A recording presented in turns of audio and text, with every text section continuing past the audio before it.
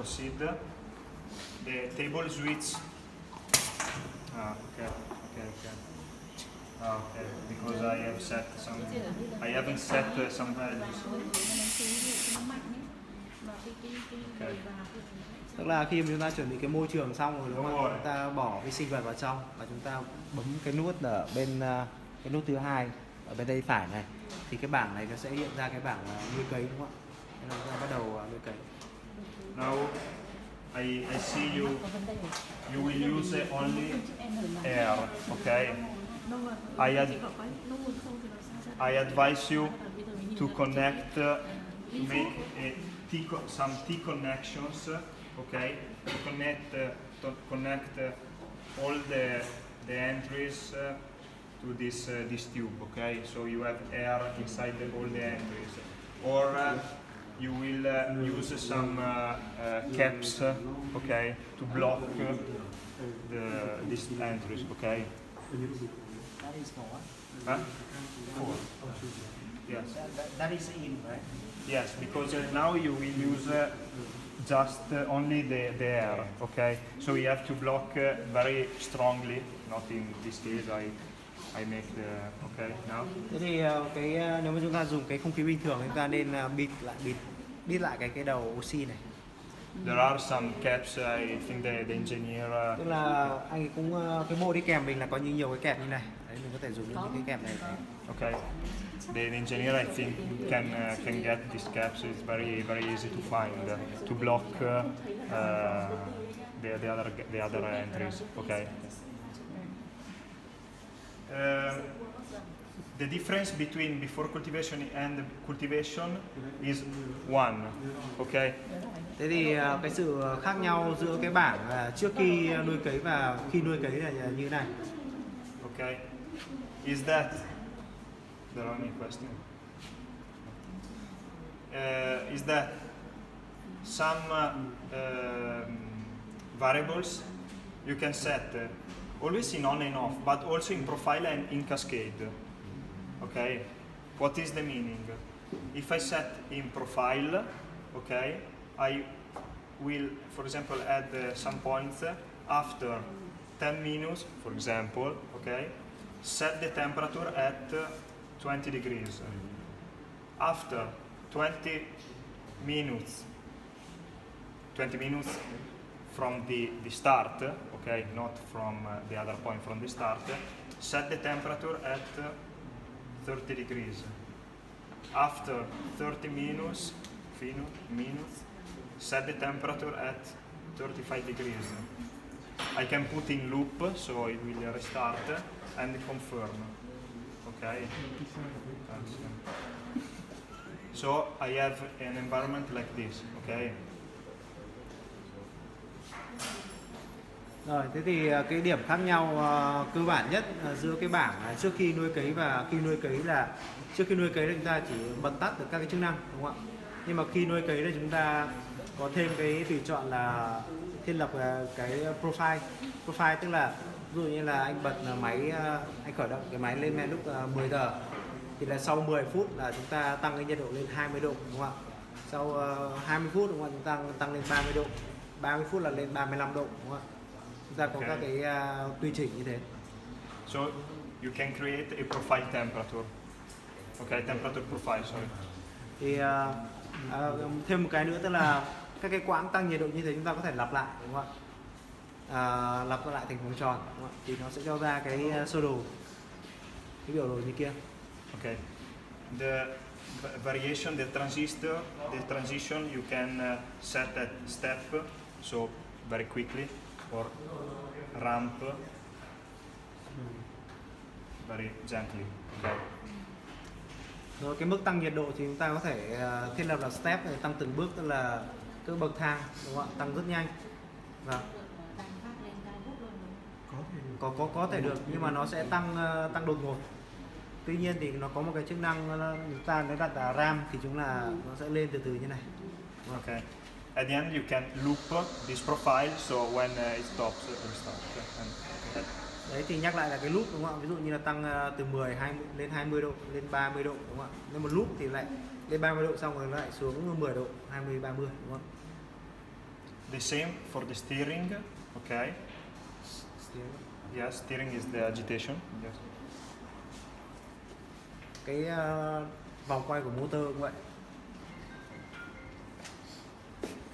And the other function, okay, is cascade. It's called cascade. Cascade of oxygen. Okay, we use a cascade of oxygen to control the oxygen inside the vessel, the oxygen solved inside the vessel, okay, inside the medium, using some priorities. Okay. Thế thì cái tùy chọn thứ tư là có tên là cascade. Thì cái này chúng ta có thể sử dụng để kiểm soát cái mức độ oxy hòa tan ở trong cái canh trường này. Okay. Dựa trên một số các cái ưu tiên. When I click on cascade, this table will appear. Rồi, Okay. thế đây là cái bảng mà chúng ta sẽ có khi chúng ta sử dụng cái chế độ cascade, đúng không? Okay. In green, we have the variables set in cascade in this moment. Thế thì các cái ô màu xanh đó là các ô chúng ta có thể hiệu chỉnh được trong cái trường hợp này. Okay. I set steering and gas flow, for example, in this case. Tôi thiết lập điều chỉnh cái tốc độ vòng quay và cái lưu lượng không khí. Okay. So, sorry.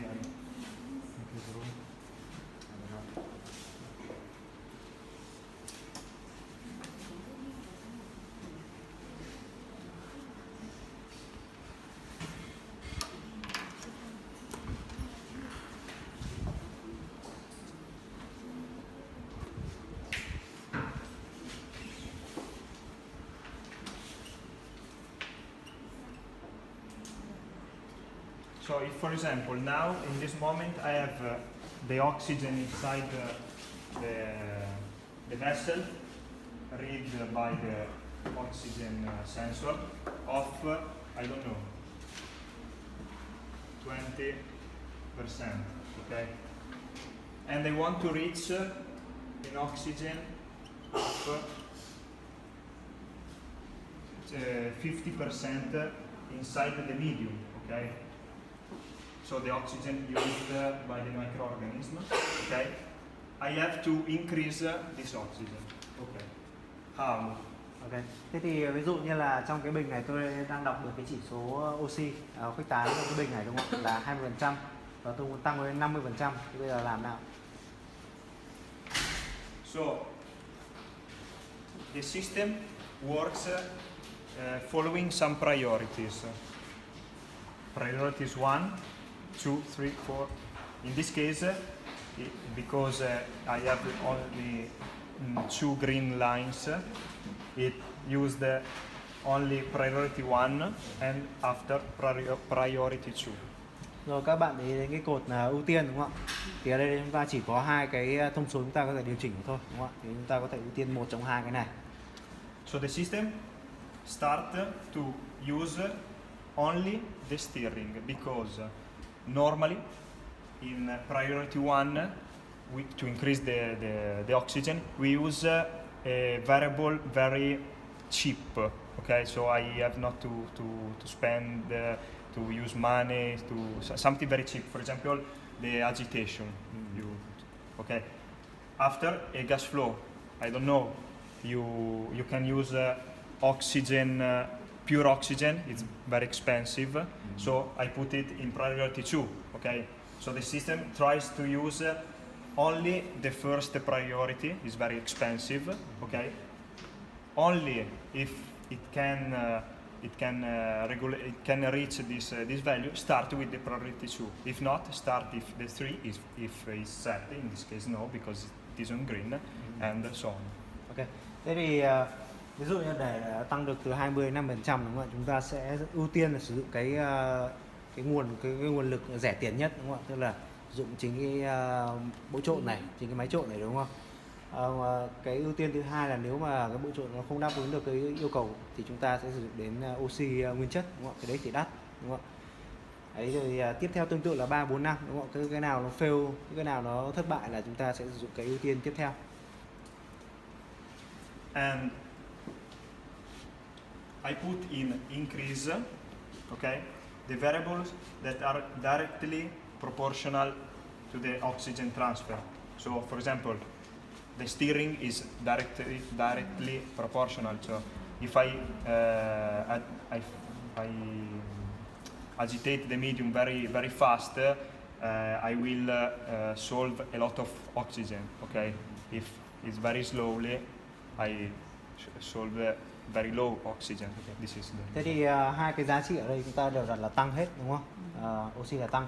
Thế thì với cái máy với cái bộ phận trộn này thì nếu mà quay nhanh thì là hòa tan là nhiều oxy, đúng không? Mà quay chậm thì hòa tan là ít.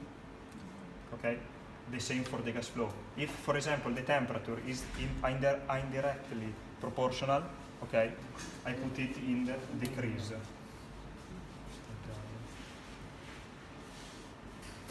Okay.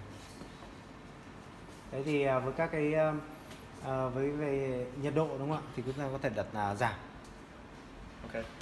Consider that in this case the temperature will not be considered because it's not in green. Okay. Tuy nhiên thì tùy trường hợp, đúng không? Ví dụ trong trường hợp này là cái nhiệt độ chúng ta không thể điều chỉnh được bởi vì là nó không thuộc ô màu xanh. Okay. Because I've not set in the workflow the temperature in cascade mode. Bởi vì chúng ta chưa thiết lập cái lưu lượng nước, đúng không ạ? Thế nên là cái nhiệt độ chúng ta không kiểm soát được. Okay. These values are linked by this formula.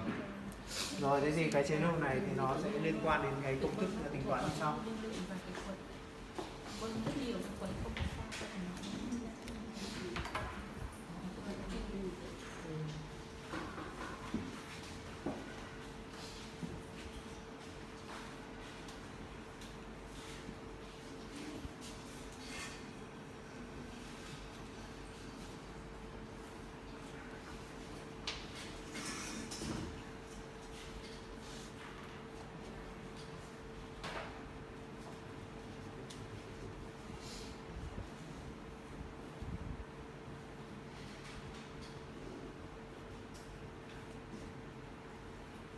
Okay, so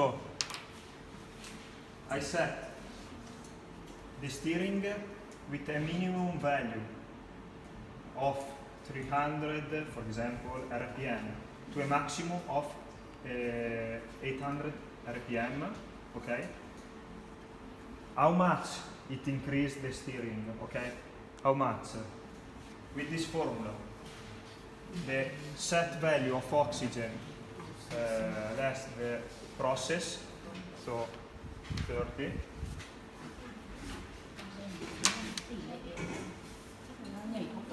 Okay, multiplicated per the constant 1.4. Okay. Where do you get 1.4? Huh? Where do you get 1.4? The? Tức là cái tỷ lệ K là 1,4 là cố định thôi. Trong trường hợp với cái sục, trong trường hợp với cái khuấy ấy, và Okay. cái sục thì là 10 là K là cố định không? K là cố định. Thế thì constant, right? Yes, I can set the constant. The result is 42. Okay, so after 60 seconds, okay, 60 seconds, increase the steering of 42 RPM. Okay, after 60 seconds again, recalculate this formula and the system knows how much increase the RPM. Okay, did you get? Okay, the steering can go with a minimum value of 300 and the maximum value of 800. Rồi, thế bây giờ là mình thiết lập cái tốc độ quay là tối thiểu là 300 vòng, đúng không ạ? 300 vòng phút và tốc độ tối đa là 800. Okay. After 60 seconds. Rồi, thế thì sau 60 giây. Okay. Calculate the difference between the set value and the process value of oxygen. Okay. Thế thì sau 60 giây quay như thế chúng ta sẽ tính toán lại cái mức độ tăng, đúng không ạ? Tăng của oxy. In this example, the difference is 30. Ví dụ như ở đây là chúng ta cần tăng ra 30% oxy, đúng không? Okay, I multiply to a constant. In this case, I've set 1.4. Okay. Thế thì chúng ta sẽ nhân 30 nhân với 1,4. Okay, 1.4 per 30. The result is 42. Thế kết quả là 42. Okay. So it means that after 60 seconds, increase the steering from 300 to 342. Rồi. Thế là để tăng được cái mức oxy này, đúng không ạ? Thì là cái số vòng quay nó phải sau 60 giây phải lên thêm 42 vòng trên 1 phút nữa, đúng không? Là từ 300 lên 342. Okay. The same until when the maximum value of steering is reached.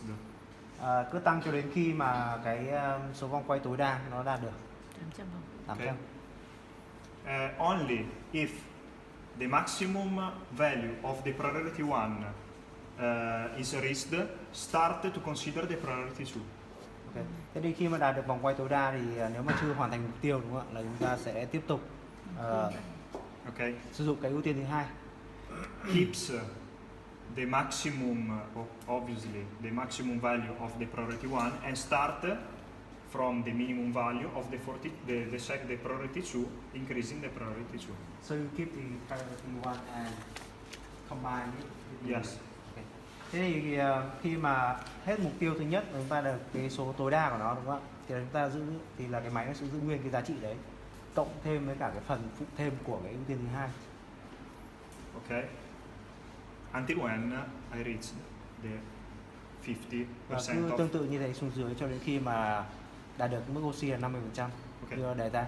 Trong đây cái lưu lượng khí, cái min max ông để thấp đấy, từ 1 đến 2 giữa min và max nó rất là cách nhau rất gần. So we can adjust. Lý do tại sao lại thế? For sure. Không, tức là mình có thể điều chỉnh. Nhưng mà lý do tại sao ông đặt đây, khi mở ra đã thấy auto này thì mình nghĩ là tối ưu, thì đang muốn hỏi tại sao lại đặt như thế để học tập cái cách đặt. So, you know, they're asking how can you set the minimum and maximum value? As you want. Không ảnh hưởng Because lắm. she saw the minimum is 1 and maximum is 2. Is that the optimum or default? Is a range of tolerance for the cultivation, because, for example, why I didn't set the steering at 0? Okay, I could. Okay, why? Because if I stop the steering, maybe, I don't know, the bacteria or the yeast creates a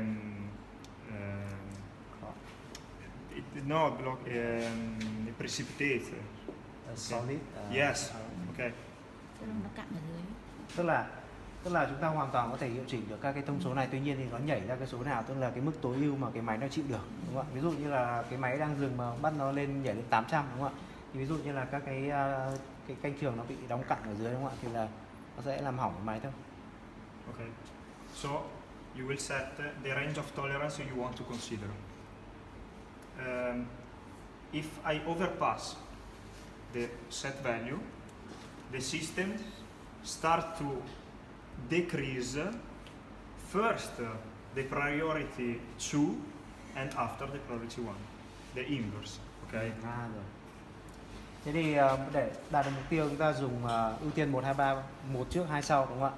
Tuy nhiên là khi mà đã đạt được mục tiêu rồi, đúng không ạ? Thì nó sẽ giảm dần theo chiều ngược lại các ưu tiên, đúng không ạ? Đạt được 50% rồi sẽ giảm dần cái 2 trước rồi mới giảm dần cái 1.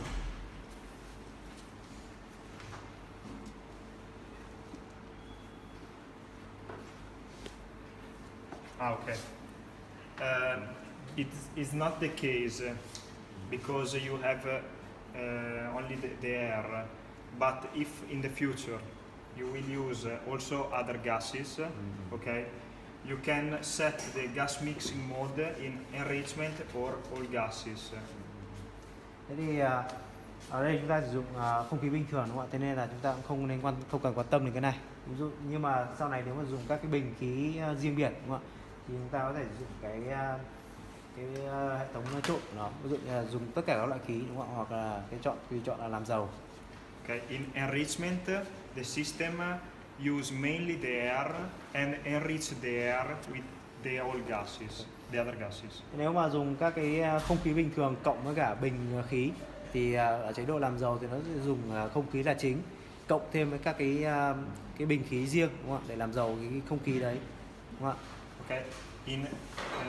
In all gases mode, all the gases are independent, one for the other. Okay. It's not an enrichment of the air, but all the gases are independent. Okay. Thế thì còn cái chế độ mà dùng tất cả các khí thì các cái khí nó sẽ được sử dụng cách riêng biệt với nhau, đúng không? Cho hỏi lại chút nữa. Cái thông số K lúc nãy là trong thời gian là bao lâu?